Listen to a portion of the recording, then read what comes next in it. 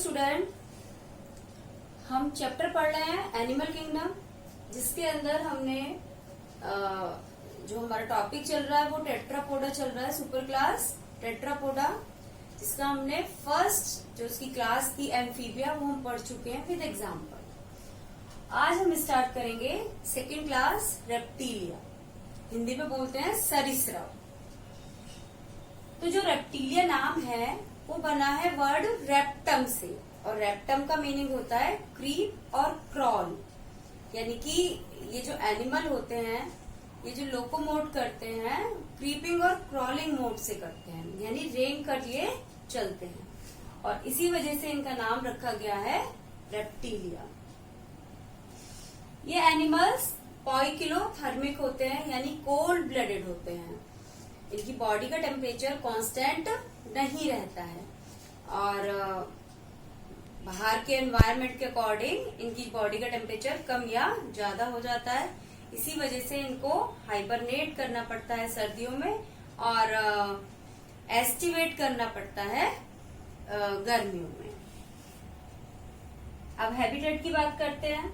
जो इनका हैबिटेट होता है, आवास होता है, तो अधिकांश जो रेप्टाइल होते हैं वो टेरेस्ट्रियल होते हैं, यानी कि वो लैंड पर रहते हैं, और कुछ एक्वेटिक होते हैं, जैसे कि हमारे क्रोकोडाइल है, टॉर्टॉइज है, वो क्या है, एक्वेटिक रेप्टाइल है। अब एक्सोस्केलेटन, इनका एक्सोस्केलेटन एपिडर्मल स्केल्स का बना होता है, जबकि फिशेज में जो स्केलेटन था, एक्सोस्केलेटन था, वो डर्मल स्केल्स का बना था, और एम्फीबियन के अंदर एक्सोस्केलेटन एब्सेंट था। नेक्स्ट आते हैं हम एंडोस्केलेटन पर।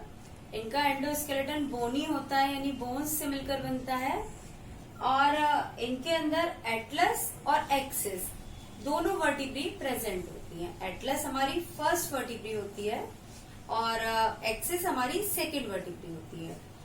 फ्रॉग के केसेस में, सॉरी एम्फीबियन में हमने देखा था कि उनके अंदर फर्स्ट वर्टिब्री एटलस प्रेजेंट थी, लेकिन एक्सिस उनके अंदर एब्सेंट थी। लेकिन इनके अंदर एटलस और एक्सिस दोनों ही प्रेजेंट होती हैं। इनकी स्किन ड्राई होती है, नॉन ग्लैंडुलर होती है, और थिक होती है। नॉन ग्लैंडुलर है, यदि उसके अंदर कोई ग्लैंड नहीं है, इस वजह से कैसी है, वो ड्राई है और थिक है।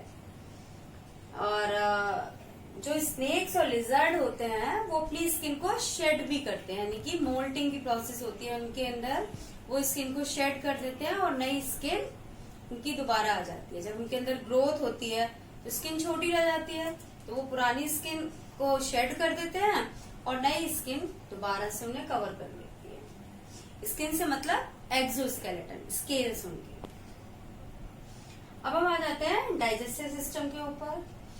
तो ये जो एनिमल्स होते हैं, मोस्टली एनिमल्स कार्निवोर्स होते हैं, टॉर्टॉइस ओमनिवोर्स होते हैं, और इनके जो टीथ हैं वो होमोडोंट भी हो सकते हैं और हेट्रोडोंट भी, यानी कुछ एनिमल्स के अंदर होमोडोंट टीथ होते हैं और कुछ के अंदर हेट्रोडोंट होते हैं।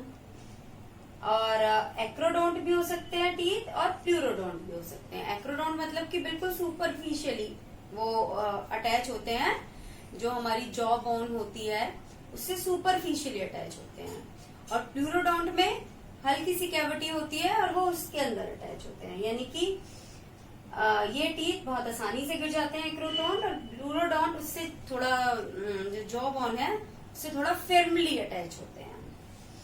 इसके अलावा ये पॉलीफायोडोंट होते हैं इनके टीथ, यानी जितनी बार भी गिरते हैं उतनी बार ये दोबारा ग्रो हो जाते हैं। कार्निवोर होते हैं, ओमनिवोर होते हैं। तो ये हमारे कुछ करेक्टर हुए। हैबिटेट के बारे में पढ़ा हमने, एक्सोस्केलेटन, एंडोस्केलेटन के बारे में पढ़ा, स्किन पढ़ी, और डाइजेस्टिव सिस्टम पढ़ा।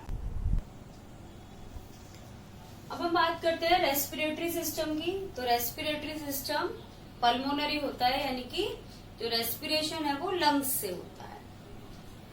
सर्कुलेटरी सिस्टम पर आते हैं, तो उनका जो हार्ट होता है वो 3 चैम्बर्ड ही होता है। इसके अंदर 2 ऑरिकल होते हैं और एक वेंट्रिकल होता है, लेकिन जो वेंट्रिकल होता है वो इनकम्प्लीट डिवाइडेड होता है, यानी कि वो उसके अंदर जो सेप्टम होता है जो डिवाइड कर रहा है, इंटरवेंट्रिकुलर सेप्टम, वो उसको डिवाइड तो कर रहा है लेकिन वो इनकम्प्लीटली डिवाइड कर रहा है, कुछ पार्ट उसका अनडिवाइडेड रह जाता है। तो इसीलिए इनके अंदर भी ब्लड की मिक्सिंग हो जाती है। तो इस टाइप के हार्ट को हम कहते हैं आर्टेरियो वीनस हार्ट। हमने पिछले एम्फीबियन के केस में भी पढ़ा था कि उनका हार्ट कैसा था, आर्टेरियो वीनस हार्ट, यानी कि उनके अंदर ऑरिकल के अंदर तो ब्लड सेपरेट है, ऑक्सीजनेटेड और डीऑक्सीजनेटेड, बट जो हमारा वेंट्रिकल है उसके अंदर आके वो मिक्स हो गया है। तो बॉडी पार्ट्स को कैसा ब्लड सप्लाई हो रहा है, मिक्स्ड ब्लड सप्लाई हो रहा है। तो ऐसे हार्ट को हम कहते हैं आर्टेरियो वीनस हार्ट। और चैम्बर कितने हैं, इनकम्प्लीट 4 चैम्बर्ड है, चैम्बर्ड हार्ट है इनका। और इनके अंदर एक एक्सेप्शनल केस है क्रोकोडाइल का। जो क्रोकोडाइल होता है उसका हार्ट 4 चैम्बर्ड होता है, कम्प्लीटली सेपरेशन होता है उसके अंदर वेंट्रिकल का। और कितने चैम्बर होते हैं, 2 auricle and 2 ventricle. Hepatic portal system well developed होता है। इंटेस्टाइन से पहले जो ब्लड है वो लिवर के अंदर जाता है और फिर लिवर से वो हार्ट के अंदर जाता है। तो जितने भी उसके अंदर न्यूट्रिएंट्स होते हैं जिसकी लिवर में नीड होती है, तो वो पहले लिवर के अंदर चला जाता है, लीवर से लीवर उसको एक्सट्रैक्ट कर लेता है और फिर उसके बाद वो जो ब्लड है वो हार्ट के अंदर आता है और फिर हार्ट उसको सप्लाई करता है। तो जो इनका रीनल पोर्टल सिस्टम होता है वो पुअरली डेवलप्ड होता है, वो बहुत ज्यादा डेवलप नहीं होता है। हमने देखा था फिशेस के अंदर renal portal system well developed था। अब हम बात करते हैं एक्सक्रीटरी सिस्टम की।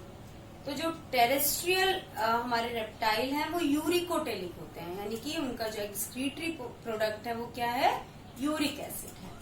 और जबकि जो एक्वाटिक हमारे रेप्टाइल हैं वो अमोनोटेलिक होते हैं, यानी कि वो अमोनिया को एक्सक्रीट करते हैं। नर्वस सिस्टम की बात करें तो इनके अंदर 12 पेयर क्रेनियल नर्व्स होती हैं, जबकि हमारे फिशेस के अंदर और फ्रॉग्स के अंदर 10 पेयर्स क्रेनियल नर्व्स की। इनके अंदर भी एक्सटर्नल ईयर एब्सेंट होते हैं।